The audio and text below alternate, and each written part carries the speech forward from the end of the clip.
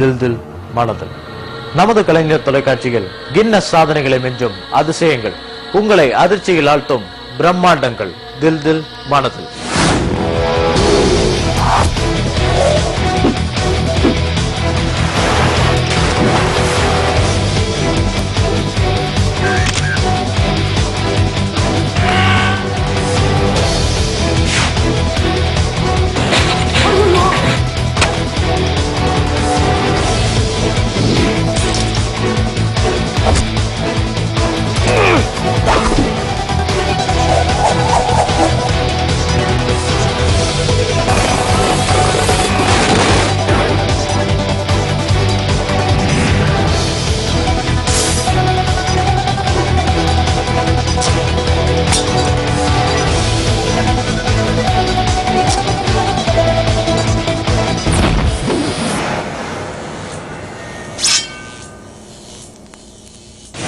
தில் தில் மனதில் இன்னைக்கு நம்ம பல வித்தியாசமான சாதனைகளை பார்க்க போறோம்.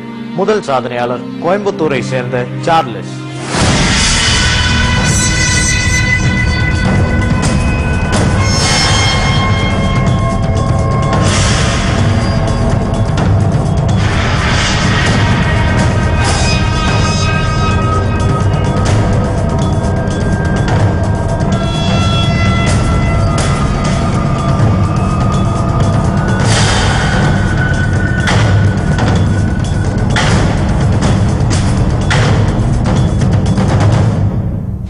என் பேர் சார்லஸ்.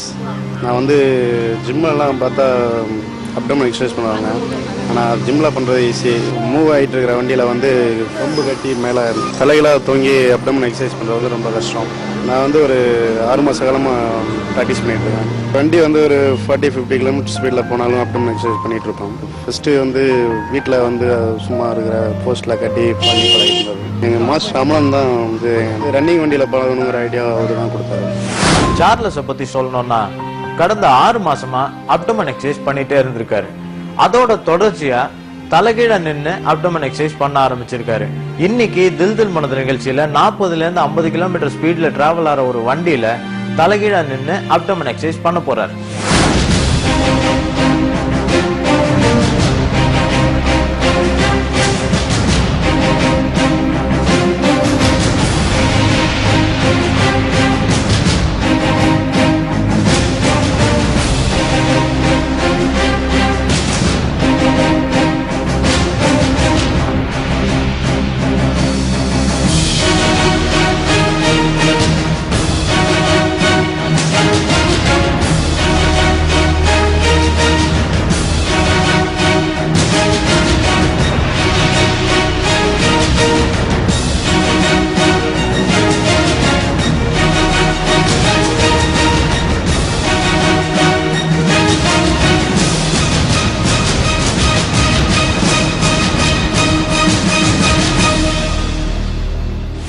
நார்மலா பாத்தீங்கன்னா பிளாட்டா படுத்துட்டு அப்டமன் எக்ஸசைஸ் பண்றதே ரொம்ப ரொம்ப கஷ்டமான ஒரு விஷயம்.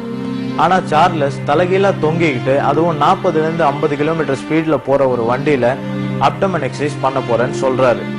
இப்போ அந்த வண்டியில 2 சைடு கம்பு கட்டியாச்சு, கயிறும் கட்டி தொங்க விட்டாச்சு சார்லஸ். அவரால் 40ல இருந்து 50 கிலோமீட்டர் ஸ்பீட்ல ஓடுற வண்டியில அப்டமன் எக்ஸசைஸ் பண்ண முடியுமா பாப்போம்.